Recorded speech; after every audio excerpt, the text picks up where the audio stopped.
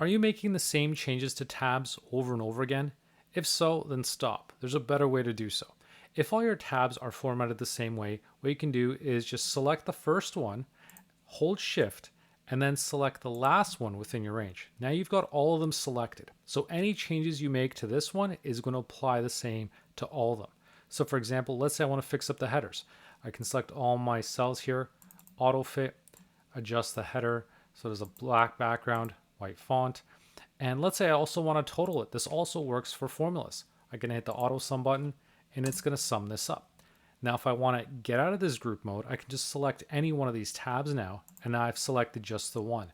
And now you'll see all the formatting I've applied is set up for this tab as well, and the formula is in there as well. So rather than going in one by one, I can make all these changes by going into the group mode and then making them to just that one tab, and they're all applied. Just be careful to make sure you exit out of the group mode once you're done so you don't accidentally make changes that are unintended to multiple tabs.